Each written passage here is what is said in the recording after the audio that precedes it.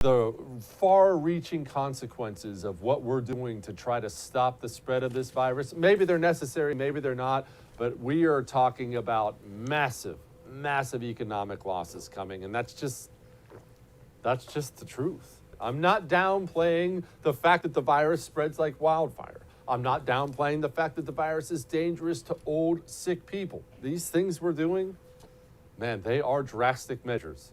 I hope they work because we are going to be feeling this for not just, the coming months, for years. No, we're not going to be in lockdown for years, but the economic impact of this is going to be, it's going to be something. So, smile when you can, laugh.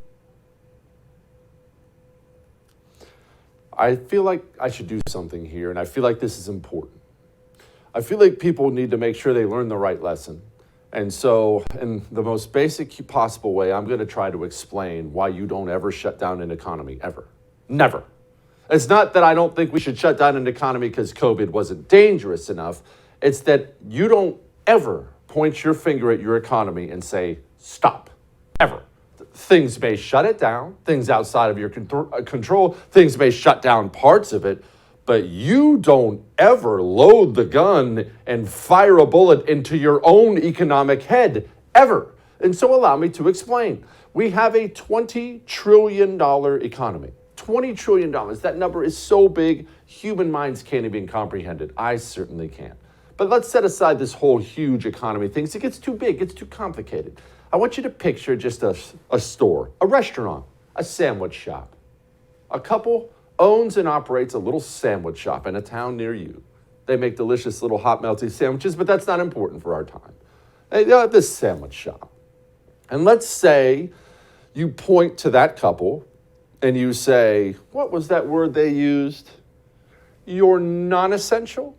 Let's say you decide, as a governor, as a mayor, as a public health official, hey, mom, pop, shut her down. You're not essential. Sorry, you're not Walmart. And let's say you force them to shut down. Okay, well, what goes into a shop? A shop has what? A shop has employees. They would have employees. Hey, Charlie, sorry, don't come into work. Sarah, nope, can't come into work. We're shut down. Oh, Bill, don't come into work. Up there. Okay, so already you've separated those employees out. The employees themselves, they still have to pay the bills, right? They have their own bills, so they either need to go find a job where they're not shut down or they have to file for unemployment. That's just the employees. The rent. You, mom and pop, you're not made of money. You rent out a little place in a shopping center. You have to pay that rent. The landowner needs you to pay that rent. What if you can't pay the rent? Then that goes to the landowner. But even if you can pay the rent, you don't have money coming in. Now your money's going down. Oh, just stay with me here. What else do you need for a sandwich shop? Food, right? We got to have our pastrami in from this guy. Hey, we get our pepperoni guy on the line. Where are we getting mozzarella from? Hey, we're out of mayonnaise. We got to have fresh food shipments. Now all of a sudden you're calling your pepperoni guy. Hey, Pedro, don't bring the pepperoni. Hey, Bob, cancel the pastrami order. Oh, no, postpone it. I think just 2 weeks, but I don't know. I'm going to wait and see. This is one little sandwich shop.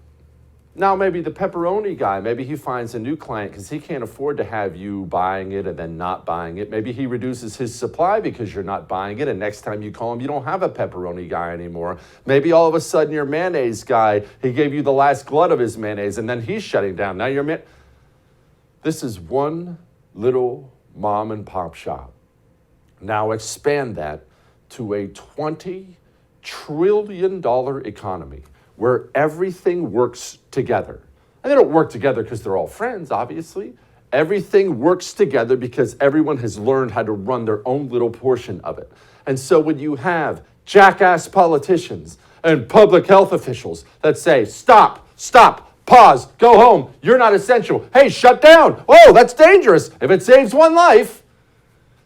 And then, in response to doing that to the economy, you walk up to the money printing machine and you print trillions of dollars and just take them in gobs and you just start chucking them at the economy. Hey, another trillion here. Let's get another trillion and get some trillions in there. What do you think you're going to get? You're going to end up a couple years later with 8.5% inflation and people can't afford a dozen eggs.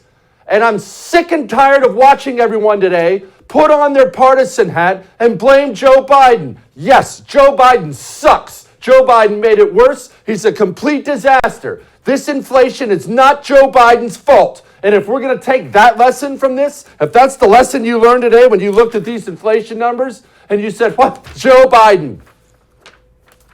The problem is you're going to do it again. If that's the only lesson we learn, we're going to do it again. You remember my story in the beginning? If the only lesson I learned was to hold the matches tighter, then I'm going to go get blasted on an empty stomach full of whiskey again and do something else dumb because I didn't learn the right lessons the first time. Let's make sure we learn the right lessons. You're mad about today? I've got bad news about today.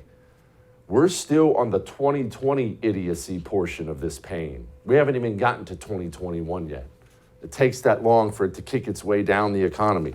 These things are true. These things happen.